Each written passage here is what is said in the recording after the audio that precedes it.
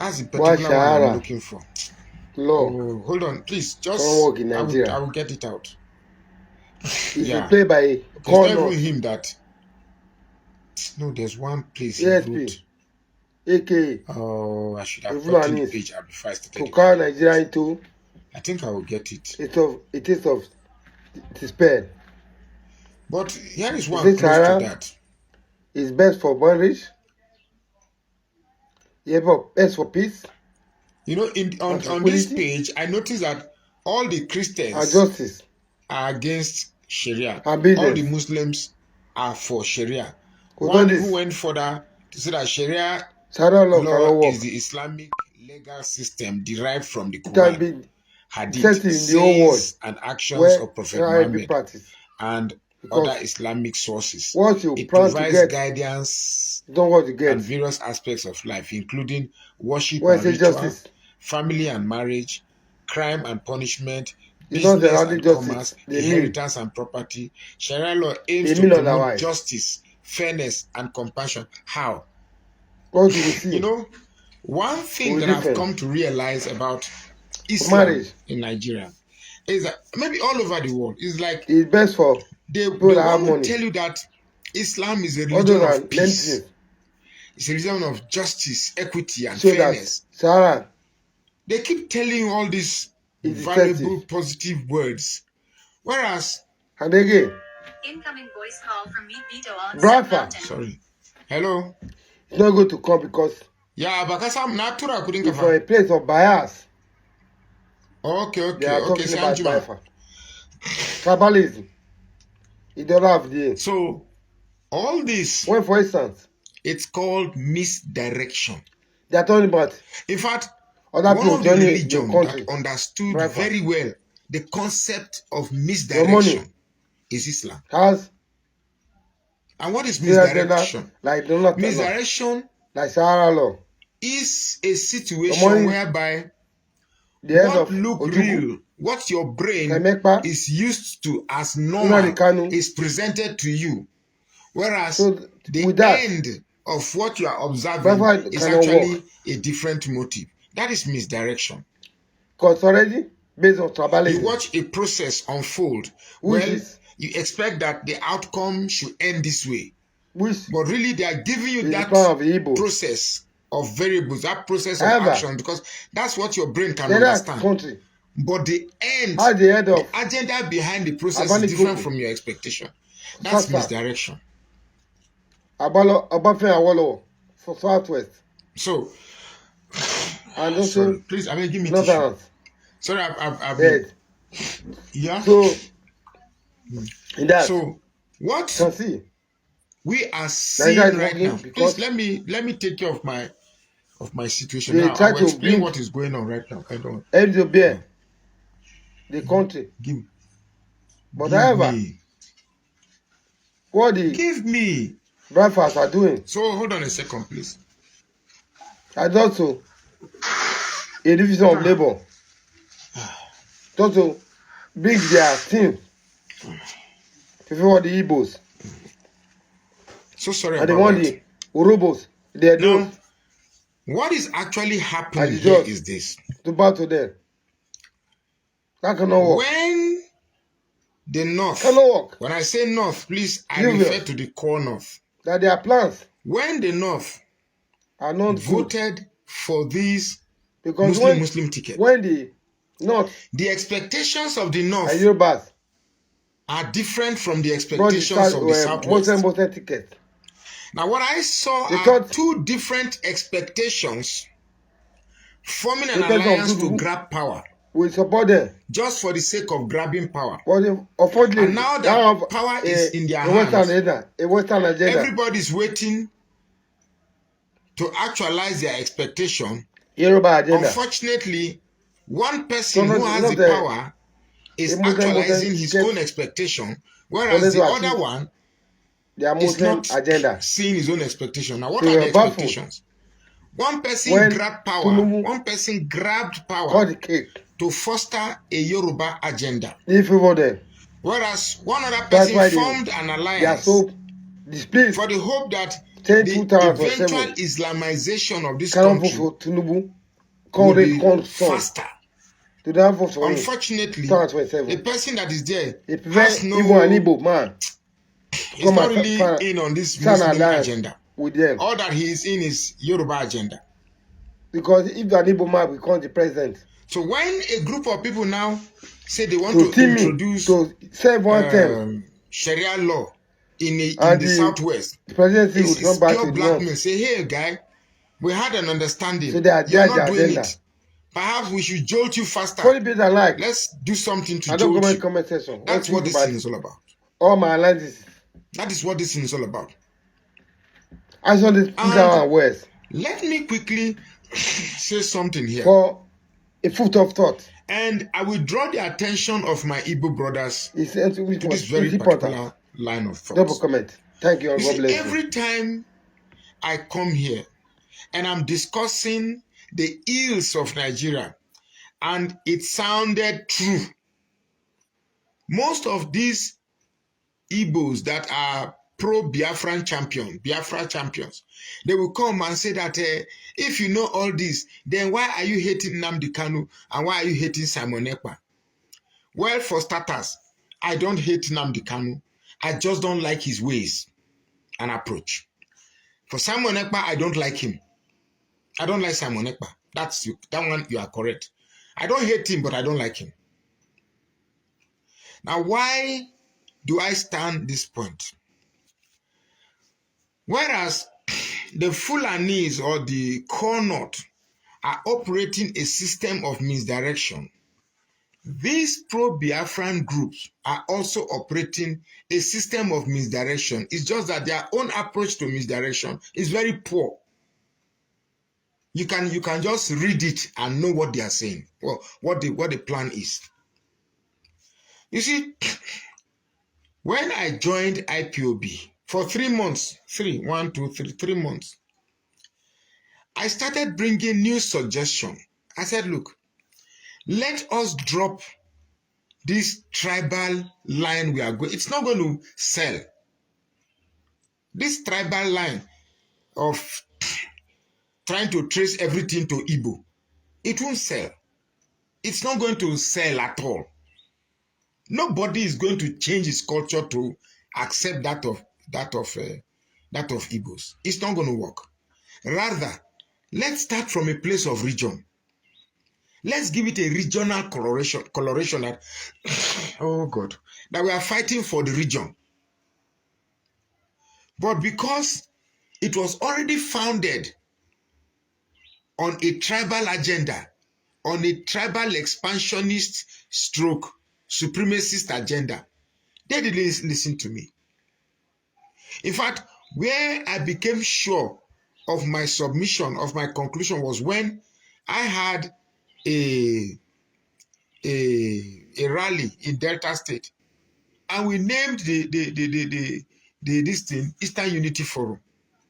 And guess what? It was IPOB that directed their members not to attend, because it was a different agenda. Because they knew then that I was pursuing a regional agenda.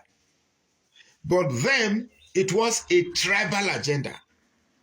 Now, anybody who tells you that Biafra, according to IPOB, according to Simon Ekpa, is not a tribal agenda, you know you are lying. It's a pure, blatant lie. It's purely a tribal expansionist agenda. So it's not as if we don't know what the North is doing with Islam. It's not as if we don't know the agenda of the North with their Islam and their Sharia. But we can't fight them. We cannot join hands and fight them when you yourself, you are carrying your own agenda. In fact, as a matter of fact, I've seen people who have met me. It's not as if they use these same words, but it's almost as if they are asking me to choose who is a better master. Since the Fulanis are bad masters, the Yorubas are bad masters, why not accept them as my new masters? That's what I'm seeing here. It's exactly what I'm saying. So why don't we come from a place of equality, from a place of regional identities or the regional similarity, and leave all this? Look, on this channel, people have met me face to face, bold-facedly, and told me that Igbos are superior to Urobo. Face to face. Now, I've been in the north for close to 60 years. No Fulani man has gone to meet me and say, look, Fulanis are superior to Urobo. They've not told you. They will not tell you that. Even though you know that's how they feel, but they will not open their mouth and tell you.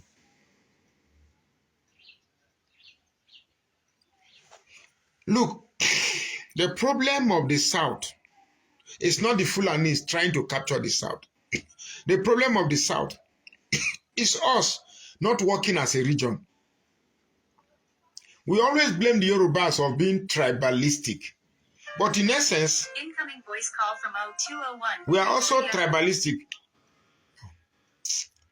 In essence, we are also tribalistic in some way. Yeah, you can call in if you want to call in. Call. Let me give you the number to call. Let me type the number to call. Call on. Let me switch off. That has more. Okay, this one has more. Call. You can call. Call plus 234 8093 76 225 1235. Yeah, you can call that one.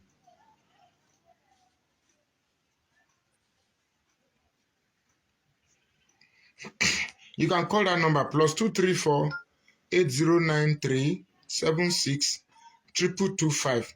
WhatsApp only. Only WhatsApp. I will not accept direct call. WhatsApp only. So,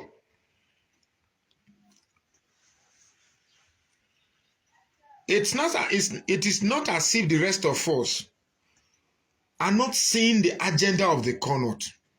Don't insult us by making us feel we don't know the agenda of the Connaught. But if you are telling us the option to freeing ourselves from the Fulani agenda is your brand of Biafra you are selling to us, my brother, you go explain, tire. Nobody is going to join that Biafra. Nobody. Carry all the emotions in the world, carry all the anger in the world, abuse me, insult, in fact, block me.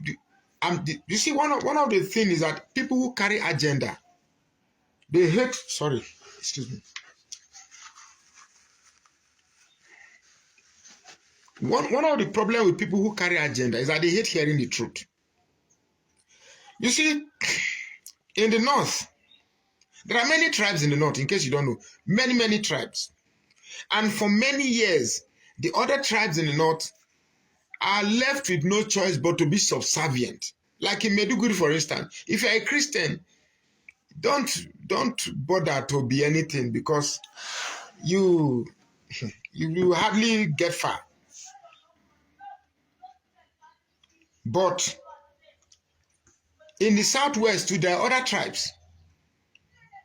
But you see, because Yorubas are the major tribe in the southwest, and Hausa or Fulani are the major tribe in the north, and because of that, they exhibit a more overwhelming influence in this region. Doesn't make it so that you two, because you are more in your numbers in the southeast, you two we must come together and you will exert a domineering influence. It doesn't work that way. The cultures are different. The mentalities of people are different. No Yoruba man go grease down say make Igbo Lord over her. You know it's not going to be possible. No Ijaw man go sit down say make Igbo be Lord. It's not possible. And besides, you see, I really wished, there's so much I want to talk about this Biafra thing, but if I talk about it rather than reasoning with me, You carry your emotions, your superiority complex, your because one everybody that is not Igbo, that is minorities, have to just anything you talk, let's just accept. Let's not question, let's just accept and follow. It's already the same agenda like the Fulanis. Take Delta State, for instance. When we were creating Delta State, everybody knows that the best place to locate the state capital of a state is mostly in the center. But because the wife of Bangida then was from the Igbo-speaking part of Delta State, for no economic reason, for no geographical reason, the capital was shifted to Asaba, which shares border with Anambra State. Today, if you go to Asaba, the capital of Delta State, where Urobos are more in population, in fact, it will be difficult to be locating Urobos in the state capital. Our neighboring Igbo people have taken over the whole of the capital. That is just a state, oh, that is not Biafra yet. Imagine if we have the Biafra. So, for us to fight this threat, if you really, because every day you come, Fulani did this, Fulani shot 10 people, Fulani did, Fulani. And then you create this atmosphere that the option we have is to follow you.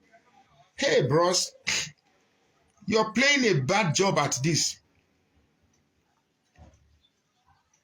You're playing a bad job at it. As a matter of fact, the liberation you so cry much about, you are the one delaying it. And how are you delaying it? I'm talking about my Southeast brother. Until you understand the benefit of humility, the benefits of inclusivity, not this type of your inclusion where you create state. You go to me, go to state. Eka, you go to me, go to. Esa, you go to me, go to. Urubuel, you go to me, go to. No, that's not the type.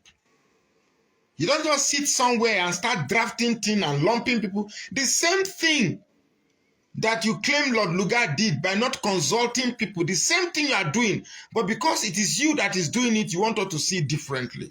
It doesn't work that way.